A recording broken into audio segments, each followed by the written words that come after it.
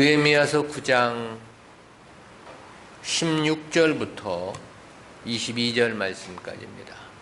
제가 봉독하겠습니다. 저희와 우리 열조가 교만히 하고 목을 굳게 하여 주의 명령을 듣지 아니하고 거역하며 주께서 저희 가운데 행하신 기사를 생각지 아니하고 목을 굳게 하며 패역하여 스스로 한 두목을 세우고 종되었던 땅으로 돌아가고자 하였사오나 오직 주는 사유하시는 하나님이시라 은혜로우시며 긍휼히 여기시며 더디 노하시며 인자가 풍부하심으로 저희를 버리지 아니하셨나이다. 또 저희가 송아지를 부어 만들고 이르기를 이는 곧 너희를 인도하여 애굽에서 나오게 하시는 하나님이라 하여 크게 설만하게 하였사오나 주께서는 연하여 긍휼을 베푸사 저희를 광야에 버리지 아니하시고 낮에는 구름 기둥으로 길을 인도하시며 밤에는 불 기둥으로 그 행할 길을 비추사 떠나게 아니하셨사오며 또 주의 선한 신을 주사 저희를 가르치시며 주의 만나로 저희 입에 끊어지지 않게 하시고 저희의 목마름을 인하여 물을 주시사 40년 동안을 들에서 기르시되 결핍함이 없게 하심으로 그 옷이 헤어지지 아니하였고 발이 부르지 아니하였사오며 또 나라들과 족속들을 저희에게 각각 나누어 주심에 저희가 시온의 땅 곧 헤스본 왕의 땅과 바산 왕 옥의 땅을 차지하였나이다. 아멘. 오늘은 광야 생활에 대한 회고라는 제목으로 말씀을 듣겠습니다.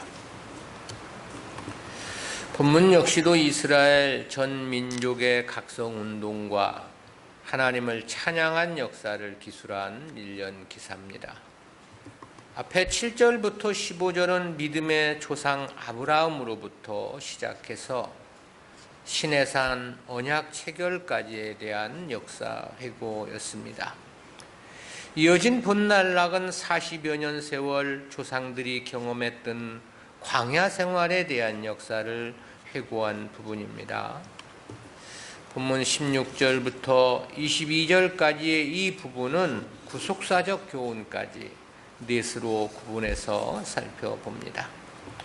첫 번째는 가데스 바네아의 불순종 사건 회고입니다. 1절부터 15절까지가 하나님을 찬양하는 과정에서 하나님께서 베풀어 주신 은혜의 역사에 대한 회고라고 했는데요. 그런데 본달락은 그런 은혜 중에서도 하나님을 불순종한 사건과 그럼에도 은혜를 베푸신 역사에 대한 회고입니다. 그 중에 첫 번째가 바로 가데스 바네아 사건이죠. 이에 대한 내용은 16절과 17절 상반절에서 그렇게 말했습니다.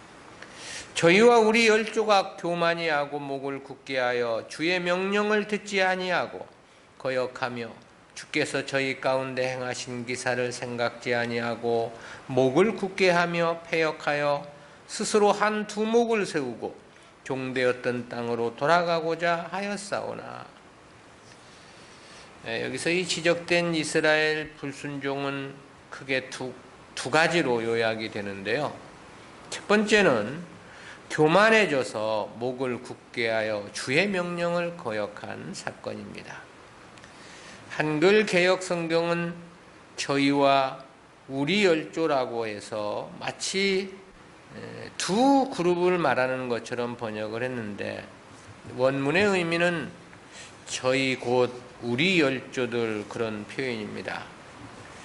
저들은 1차적으로 교만히 하고 목을 굳게 하여 그랬습니다. 이 중 교만으로 번역된 히브리어 헤지두라는 단어는 문자적으로 거만하게 행동하다, 사악하게 행동하다, 주제넘게 행동하다라는 뜻입니다.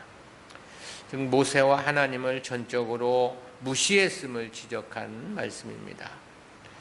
목을 굳게 하여라는 이 단어는 길들일 수 없는 황소, 즉 멍에를 메울 수 없을 정도로 완강히 버티는 황소를 비유한 말씀인데요. 즉 길들여지지 않는 완고함을 뜻합니다. 그 결과 주의 명령을 듣지 않고 거역했다 그랬습니다. 가나안으로 들어가라는 하나님의 명령을 거부했음을 지적을 한 거죠. 둘째는 역시 목을 굳게 하여 한 두목을 세워 애굽으로 되돌아가고자 한 사건인데요. 이 내용은 민수기 14장 4절 이하에서 상세히 밝혀주고 있습니다. 가나안 정탐꾼 12명 중에 10명이 가나안에 들어갈 수 없다는 평가와 주장을 했죠. 그 이유는 가나안 족속들보다 자신들이 힘이 유약하다는 이유 때문이었습니다.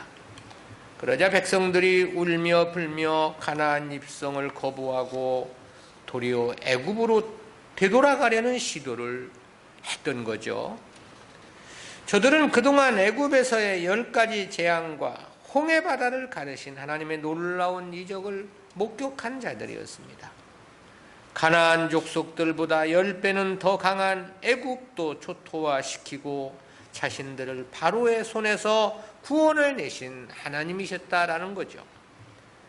그리고 반석에서 폭포수 같은 모두를 쏟아내고 날마다 하늘에서 만나를 내려주는 이적 기사도 체험을 한 저들이었습니다.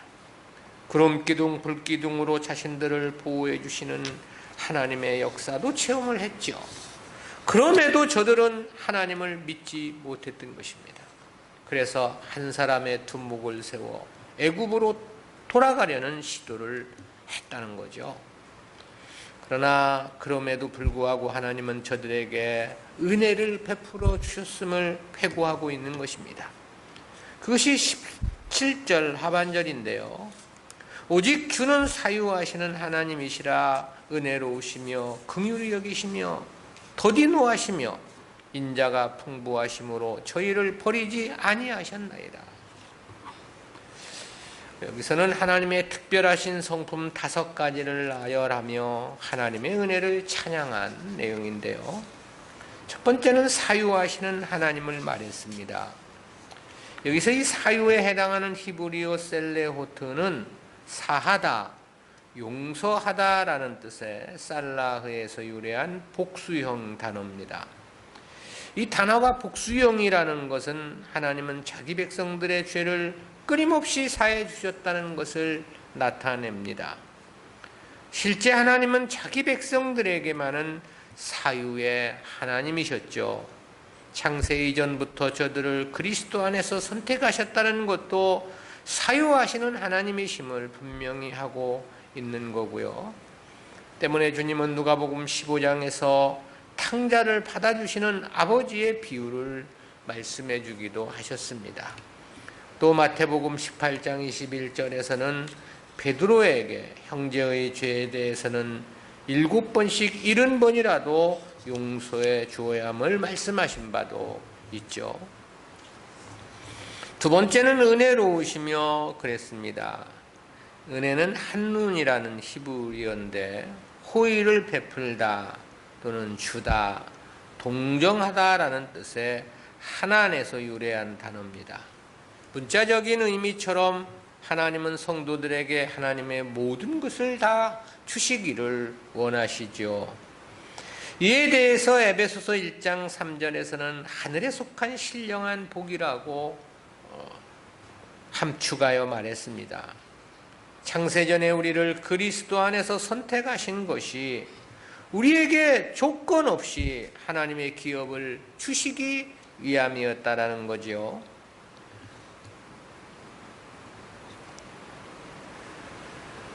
성도들에게 하나님의 말씀대로 살라고 하심도 더 큰 상급으로 복 주시기 위함인 것이고요.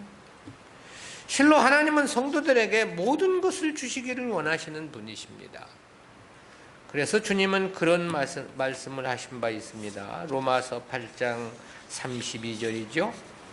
자기 아들을 아끼지 아니하시고 우리 모든 사람을 위하여 내어주신 이가 어찌 그 아들과 함께 모든 것을 우리에게 은사로 주지 아니하시겠느냐 그랬습니다.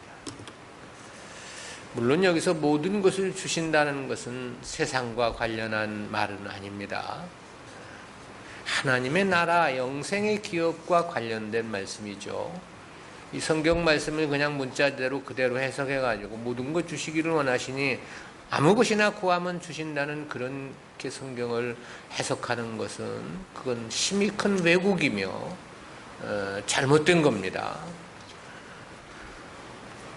오히려 성경은 하나님은 가난한 자를 선택하사 은혜를 베풀어서 영적으로 부유하게 하신다고 말씀을 했습니다. 오히려 세상의 부유를 주시기를 하나님은 부담스러워 하시죠. 왜냐하면 그래가지고는 하나님의 나라 영생의 기업을 얻을 수 없기 때문에 그렇습니다. 세 번째는 긍휼히 여기시며 그랬는데요. 이 긍휼로 번역된 히브리어 외라훔은 인정이 많은, 동정심이 많은, 자비로운 그런 뜻입니다. 성도들을 향한 사유하심이나 은혜는 바로 이 긍휼로부터 있어지는 것이라고 말할 수 있겠습니다. 하나님은 공의로우신 분이시기 때문에 본래 죄의 용서는 불가능하신 분입니다. 그러나 자기 백성들을 향하신 긍휼히 여기시는 속성을 가지고 계시다라는 거죠. 그래서 용서해 주시며 불쌍히 여기시어 도우시는 은혜의 역사가 가능하다는 것입니다. 네 번째는 더디 노하시며 그랬습니다. 하나님의 인내하심과 오래 참으심을 나타낸 표현이죠. 이스라엘 백성들의 죄악을 보면 그야말로 용서가 불가능한 경우가 너무나도 많다, 그런 생각을 해보게 되죠. 그런데도 하나님은 즉시 징계하지 않으시고 회개하기를 참고 기다려 주시는 거죠. 그것은 오늘을 사는 우리들에게도 역시 마찬가지입니다.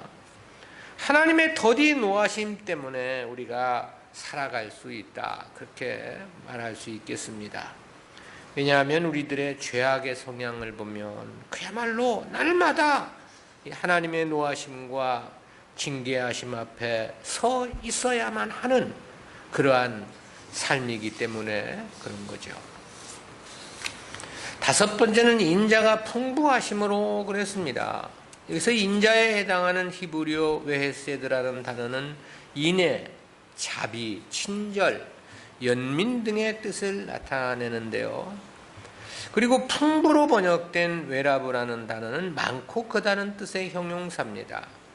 그러니까 성도들을 향하여 자비하심과 인애하심이 그만큼 크고 많다는 그런 뜻이죠. 실제가 그렇습니다.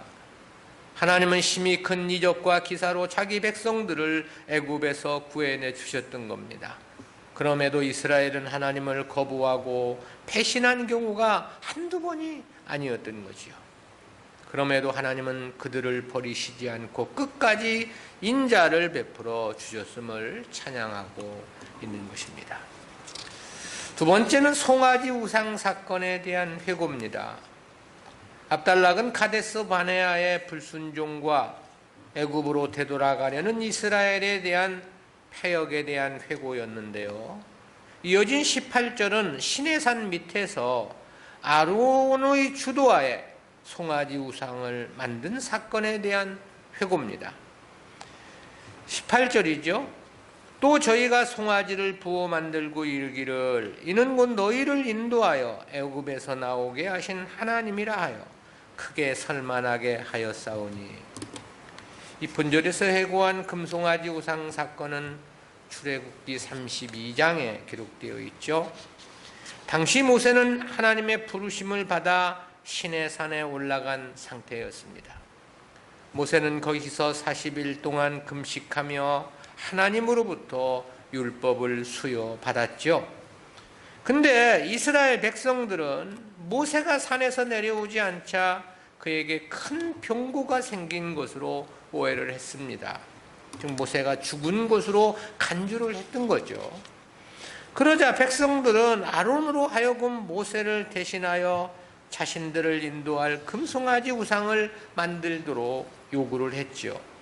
그리고 그 송아지 우상이 자신들을 애굽에서 인도해 내신 하나님이라고 이야기를 했습니다. 그렇지만 이는 분명한 우상 숭배였습니다.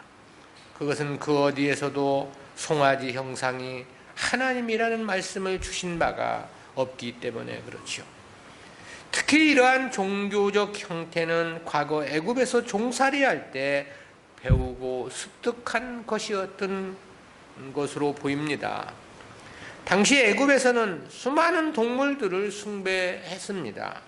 그중 송아지 우상은 애굽의 나일강 삼각주 끝지방인 멤피스와 헬리오플로스에서 섬긴 우상으로 알려지고 있는데요. 이스라엘은 바로 이를 모방해 가지고 그 송아지 우상이 자신들을 인도하신 하나님이라고 자기들 나름대로 생각을 했던 거예요. 그래서 출애굽기 32장 4절에 보면 금송아지 우상을 만들어 놓고 이는 너희를 애굽 땅에서 인도해낸 너희 신이로다 그랬습니다. 근데 여기서 이는으로 번역된 이 엘레라는 단어가 이 복수형 지시 대명사입니다. 이것이 복수형으로 되어 있다는 사실은 당시 만든 우상이 송아지 우상 하나가 아니라는 뜻을 나타내 줍니다. 여타한 많은 우상들을 만들었던 것이 아니냐, 그런 의심을 할 수밖에 없는 거죠. 그리고 이때 만든 송아지 우상은 이스라엘 역사에서 사라지지 않고 끈질기게 그 명맥이 이어지게 됨을 우리가 성경에서 확인할 수 있습니다. 그리고 이러한 행위에 대해서 크게 설만하게 하였다 그랬는데요. 여기서 이 설만하게 되는, 설만에 해당하는 한자는 더러운 설자와 교만할 만자가 결합된 단어입니다. 하는 짓이 버릇이 없고 거만하며 무례하다는 그런 뜻입니다. 이에 대한 히브리어 네아초트는 멸시하다, 업신여기다, 능욕하다라는 뜻이거든요. 대개의 영역분들은 신성모독이란 말로 번역을 했습니다. 하나님의 은혜를 그렇게 받고도 결과는 하나님을 능욕하고 모독하는 일을 했다, 그런 뜻이죠. 근데 이런 일이 당시 이스라엘 백성들만의 경우는 아니죠. 깨닫지 못한다면 오늘 우리들도 얼마든지 그럴 수 있고, 실제 그런 일들이 교회 안에 비일비재한 것이 사실이기도 합니다. 하나님을 섬기되 바른 섬김이어야 한다는 중요한 교훈을 깨닫게 됩니다. 세 번째는 광야에서의 하나님의 은혜 베푸심에 대한 역사 회고입니다. 압달락은 송아지 우상 사건에 대한 보도였잖아요. 근데 이어진 19절부터 22절은 그럼에도 불구하고 하나님께서 또다시 은혜를 베푸신 사건들을 회고하고 있는 내용인데요. 하나님께서 베푸신 은혜는 넷으로 요약이 됩니다. 첫 번째는 구름 기둥과 불 기둥의 은혜입니다. 19절입니다. 주께서는 연하여 긍휼을 베푸사 저희를 광야에 버리지 아니하시고 낮에는 구름 기둥으로 길을 인도하시며 밤에는 불 기둥으로 그 행할 길을 비추사 떠나게 아니하셨사오며.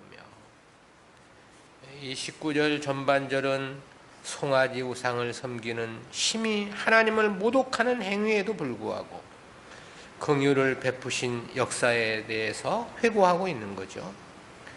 그리고 구름기둥, 불기둥의 은혜는 압달락 12절에서 이미 한 번 언급된 내용입니다.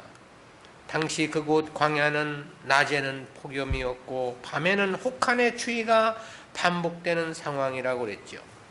그래서 하나님은 계속해서 낮에는 구름기둥으로 폭염을 막아주시고 밤에는 불기둥으로 따뜻한 열기를 베풀어 주셨던 거죠. 그야말로 특별하신 은혜 주심이 분명했던 것입니다. 두 번째는 만나와 생수로서 저들의 생을 책임져 주신 은혜인데요. 20절에서는 성령을 통해서 가르치시고 만나와 생수로서 이스라엘을 책임져 주신 은혜를 회고했습니다. 20절에서 주의 선한 신을 주사 저희를 가르치시며 라고 했는데, 이는 시편 143편 10절과도 일맥상통하는 내용입니다. 시편에는 이렇게 기록되어 있습니다. 주는 나의 하나님이시니 나를 가르쳐 주의 뜻을 행케 하소서. 주의 신이 선하시니 나를 공평한 땅에 인도하소서. 여기서의 주의 신은 성령을 가리킨 표현이고요. 성령으로 저희를 가르치셨다라는 것은 하나님 말씀을 깨닫게 해 주셨다는 의미이기도 합니다. 그러기에 이어서 만나와 물을 주신 것을 말했습니다. 이 만나와 물 역시 앞에 15절에서 언급을 했습니다. 그럼에도 여기서 또다시 이를 언급한 것은 본절에서는 영적 양식을 주신 은혜를 이야기하고자 함이 아니냐, 그런 생각을 갖게 합니다. 만나는 생명의 양식으로 오신 주님을 상징하죠. 그래서 주님이 그렇게 말씀하신 바 있습니다. 요한복음 6장 32절부터 35절 말씀인데요. 예수께서 이르시되 내가 진실로 진실로 너희에게 이르노니 하늘에서 내린 떡은 모세가 준 것이 아니라 오직 내 아버지가 하늘에서 내린 참떡을 너희에게 주시나니 하나님의 떡은 하늘에서 내려 세상에게 생명을 주는 것이니라. 저희가 가로되 주여 이 떡을 항상 우리에게 주소서. 예수께서 가라사대 내가 곧 생명의 떡이니 내게 오는 자는 결코 줄이지 아니할 터이요 나를 믿는 자는 영원히 목마르지 아니하리라. 생수 역시 주님과 주님 말씀을 상징합니다. 그러기에 주님은 수가성 여인과의 대화에서 내가 주는 물을 먹는 자는 영원히 목마르지 아니하리라고 말씀을 하셨죠. 여기서의 영원히 목마르지 않는 물 역시 주님과 주님의 말씀, 그 진리를 가리키는 거죠. 그러니까 본절은 하나님께서 영적인 양식을 주신 은혜를 회고한 것이라고 말할 수 있습니다. 그것은 전반절에서도 주의 선한 신을 주사 저희를 가르치시며 라고 말씀을 하셨기 때문에 그렇습니다. 세 번째는 40년 동안 결핍함이 없게 하신 은혜입니다. 21절입니다. 40년 동안을 들에서 기르시되 결핍함이 없게 하심으로 그 옷이 헤어지지 아니하였고 발이 부르지 아니하였사오며. 이 말씀에서 보면 40년 결핍함이 없는 은혜를 주셨음에 대해서 특별히 두 가지를 특정해서 말했는데요. 하나는 옷이 헤어지지 아니했다고 그랬고, 이 40년을 광야에서 보냈음에도 전혀 옷이 낡아지지 않았다, 그런 뜻이잖아요. 그리고 다른 하나는 발이 부르지 아니하였으며 그랬습니다. 40년 광야를 걷고 또 걸었지만 신발이 떨어지지 않았다라는 뜻이기도 하죠. 실제 광야에서는 옷이나 신발을 만들 수가 없는 환경이잖아요. 농사조차도 지을 수가 없어 하늘에서 만나를 내려주셔야만 했던 상황이기 때문에 그렇습니다. 그런데 40년을 그렇게 광야 생활을 했던 것입니다. 이에 대해서 본절에서는 들에서라고 이야기를 했는데, 그 40년 세월이라면 옷도 다 낡아 헤어졌을 것이 분명합니다. 신발은 더더욱 말할 것도 없을 것이라는 생각이 들어지고요. 그런데 전혀 그렇지를 않았음을 지금 고백하고 있는 겁니다. 애굽에서 입고 나온 옷과 신발이 40년 그대로였다라는 뜻이죠. 그렇다는 것은 하나님께서 얼마나 세심하게 저들의 삶을 책임져 주셨는가를 말해주기에 충분합니다. 그러기에 결핍함이 없었다라고 평가를 한 거죠. 모세는 40년 광야 생활을 마친 다음 그런 고백을 했습니다. 신명기서 2장 7절입니다. 네 하나님 여호와가 너의 하는 모든 일에 내게 복을 주고 내가 이 큰 광야에 주로 행함을 알고 네 하나님 여호와가 이 40년 동안을 너와 함께하였으므로 네게 부족함이 없었느니라. 그야말로 하나님의 각별하신 은혜였음이 명백합니다. 그리고 이는 오직 하나님만이 하실 수 있고 또 하나님만이 주실 수 있는 은혜였던 거죠. 그러기에 더더욱 특별하고 각별한 은혜라고 말할 수 있을 것입니다. 네 번째로는 가나안 땅을 주신 은혜를 말했는데요.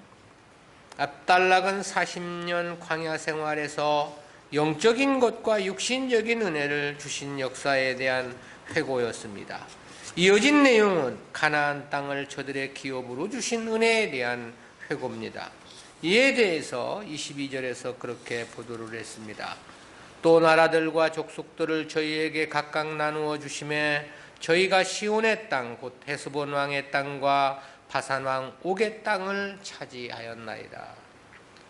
이는 아브라함에게 약속하신 바대로 가나안을 저들에게 주셨다는 그런 의미의 표현이죠. 그러면서 시온의 땅 곧 헤스본 왕의 땅과 바산 왕 옥의 땅을 이야기를 했습니다.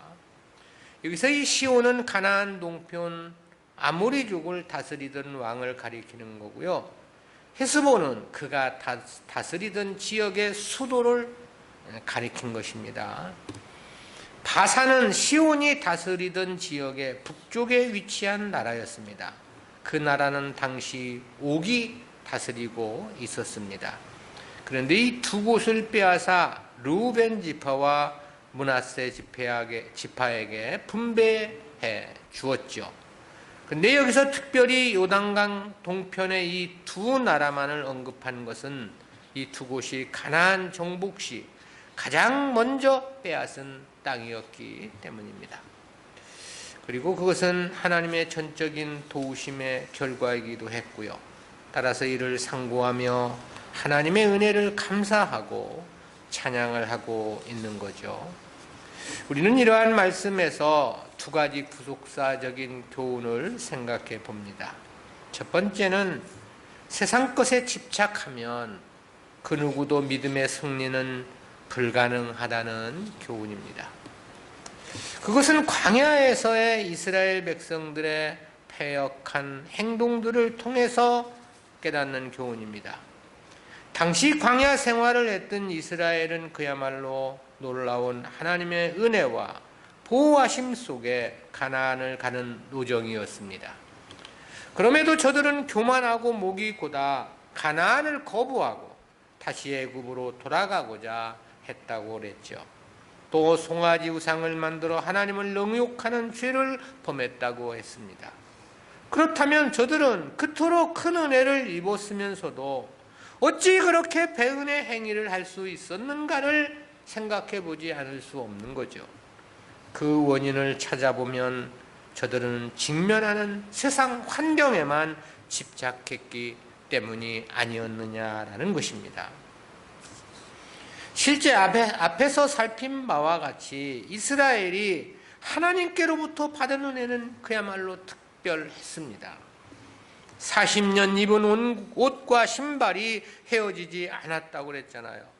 그 어떤 것도 결핍함이 없었다고 말씀합니다. 그래서 모세도 부족함이 없었다고 40년 광야 생활을 회고했던 것이고요. 그러나 실제 아무리 이러한 은혜를 받았다 하더라도 세상 것에 집착을 하면 감사할 수 없는 환경이었던 것만은 분명하지 않느냐라는 거죠. 왜냐하면 그들이 살아야만 했던 곳이 광야였기 때문에 그렇습니다.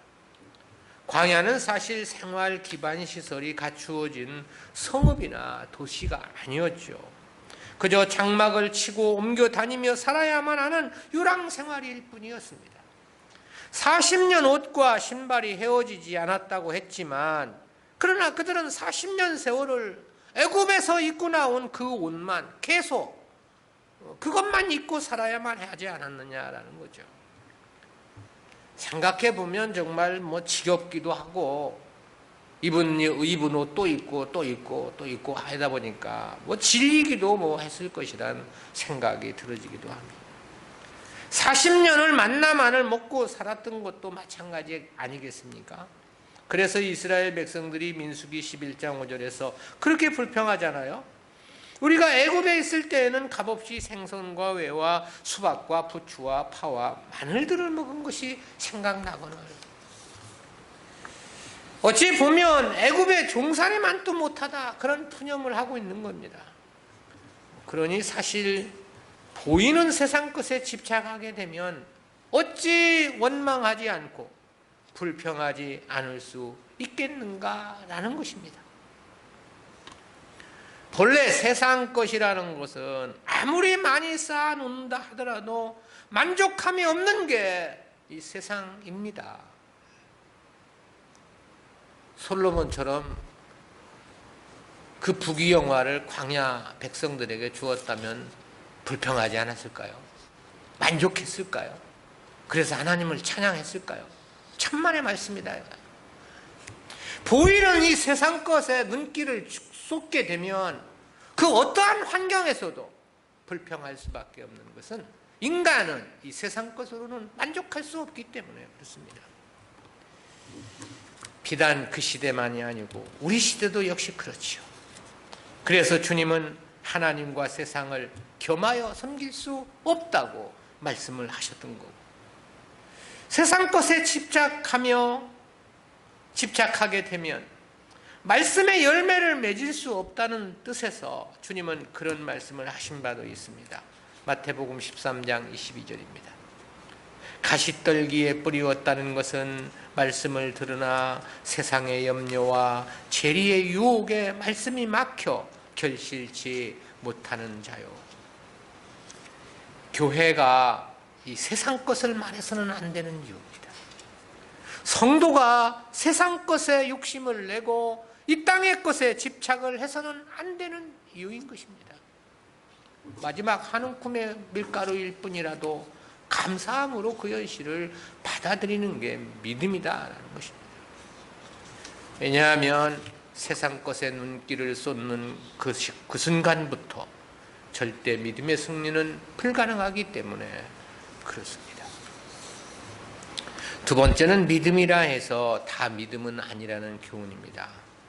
그것은 송아지 우상을 만들어 놓고 하나님께 제사를 드렸던 이스라엘 백성들을 통해서 깨닫게 되는 교훈인데요. 당시 이스라엘은 송아지 우상을 만들어 놓고 그렇게 말했습니다. 출애굽기 32장 4절 하반절인데요.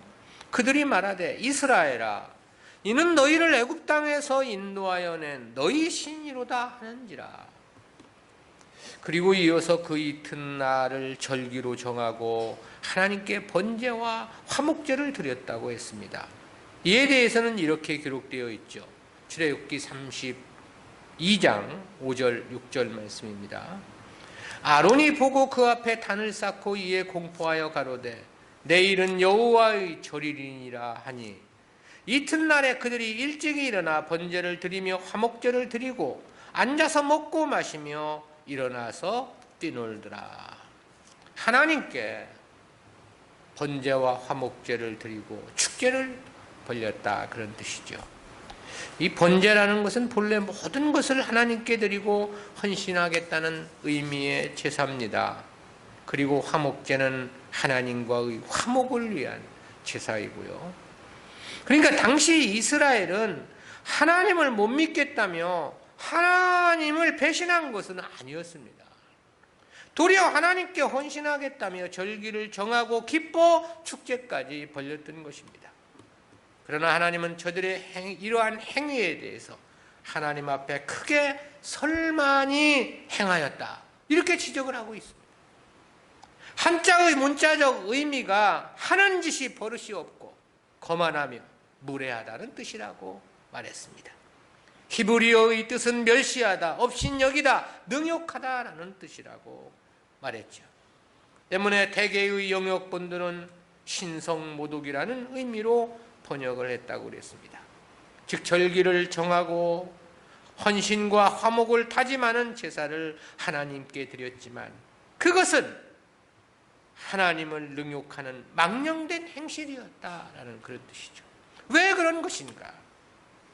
헌신의 다짐과 정성은 있었을지 모르지만 그게 하나님의 뜻을 따른 게 아니라 하나님의 뜻을 거스른 행위였기 때문에 그런 것이죠. 그러기에 우리는 이와 같은 말씀에서 하나님의 이름을 부른다 하여 그것이 다 옳은 것은 아니라는 사실을 깨달아야만 하는 것이죠. 예배를 드린다 해서 그것이 모두 예배는 아니다라는 것입니다. 즉 믿음이라 해서 다 믿음은 아니다라는 것입니다. 무엇보다 하나님의 뜻을 바르게 깨닫고 그 뜻을 따른 하나님 섬김이었느냐가 심히 중요한 것입니다. 사람들의 자기 생각으로 이렇게 하는 것이 좋지 않겠느냐 뭐 그런 생각할 수 있겠죠. 사람들의 자기 판단으로 저렇게 하는 것이 옳은 것 아니겠느냐 그런 생각할 수 있습니다. 그러나 오히려 그런 생각들이 하나님의 뜻을 거스릴 수 있음을 간과해서는 안 된다는 것. 하나님의 뜻대로 하고자 하는 원칙이 중요함을 우리는 기억해야 합니다. 안 될 것 같아도 하나님 뜻대로 해야 함이 중요함을 잊어서는 안 된다는 것. 망할 것 같아도 하나님 뜻대로 해야 한다는 원칙을 우리는 고수해야만 하는 것입니다. 그렇지 않다면 오히려 일을 하고도 하나님의 진노를 사는 망령된 행실이 될 수 있기 때문에 그런 거죠. 그러기에 주님께서도 주님의 이름으로 선지자 노릇을 한 자들을 향해서 불법이라고 지적을 하셨던 것입니다. 주님의 이름으로 귀신을 쫓아내고 많은 권능을 행한 자들을 향해 내어 쫓을 것을 말씀하기도 했던 것입니다. 우리가 하나님을 섬기되 바르게 섬겨야만 하는 이유입니다. 바른 깨달음에 의한 신앙생활이 심히 중요하고 너무너무 중요하다. 올바른 깨달음을 위해 할 수 있는 모든 것을 다해야 한다 그런 생각도 들어지고 아울러 하나님의 뜻을 행하려 함에 깊은 사려 깊은 마음 필요하다 그런 생각도 들어집니다. 만약 그렇지 않다면 다 무효이고 오히려 징계와 패망거리만 쌓는 하나님을 능욕하는 행위일 수 있기 때문에 그렇습니다. 어제 그저께 누구하고 이 대화를 하면서 보니까 커피숍에서 커피를 마시는데 많은 사람들이 와서 마시고 이런 과정 속에서 살기 힘들다고들 전부 넋두리를 늘어놓지만 다 살만 하니까 저렇게 하는 것이지 이제 그러면서 어쨌든 세상 사람들은 주님이 오시는 그날까지 저렇게 먹고 마시고 시집가고 장가가지 않겠느냐 이런 얘기를. 그래서 제가 이제 그런 얘기를 했습니다. 그거야 당연 그럴 수밖에 없는 것인데 문제는 저들이 문제가 아니고 우리가 문제가 아니냐. 정말 우리가 하나님 말씀을 믿는 거냐. 제가 그런 얘기를 했습니다. 저도 깜짝깜짝 제 자신을 보고 놀라는 것은 말씀을 믿지 않고 있다는 것입니다. 이 1.1획도 변치 않고 말씀은 지켜질 것이라고 분명히 말씀을 하고 있는데 이 말씀을 수없이 접하고 또 읽고 설교를 하면서도 이것은 하나의 그냥 요식행위고 내 삶을 보면 이 말씀을 믿지 않고 있는 거 아니냐. 믿는다면 이런 생각, 이런 행위는 불가능한 일이 아닐까 이런 생각이 들어져서 제가 제 자신을 바라보면서 정말 깜짝 놀라고 다시금 우리 스스로의 삶을 돌아보아야 하는 거 아니냐 그런 생각을 근간에 또 많이 해보게 되는데요. 나이를 먹다 보니까 이제 죽을 준비해야 되니까 더 생각이 많아지고 어쨌든 그렇습니다만은 올바른 깨달음에 의한 행위라는 게 얼마나 중요한지 모릅니다. 우리가 바른 깨달음에 의한 신앙생활을 하려고 최선을 다해야 한다 그런 생각을 갖습니다. 기도합니다. 사랑의 하나님 은혜를 감사합니다. 오늘도 이스라엘이 과거의 삶을 회고하며 하나님께서 베풀어 주신 은혜를 찬양하는 모습을 통해서 저희들의 모습 돌아보게 하시니 진실로 감사합니다. 주여, 저희들의 말로는, 입으로는 수많은 말씀들을 되뇌이며 이렇다 저렇다 평가하고 논하지만 실제 우리의 삶 자체가 하나님의 뜻을 따르고 있는 것인지 저희들의 모습을 돌아보기를 원하오니 주여, 지혜를 허락해 주시사 말씀의 등불로 우리들의 생각과 삶을 비춰주시고 그래서 깨달아 하나님 앞에 바른 삶을 살아갈 수 있도록 인도해 주시옵소서. 감사드리옵고 예수님의 이름으로 기도드리옵나이다. 아멘.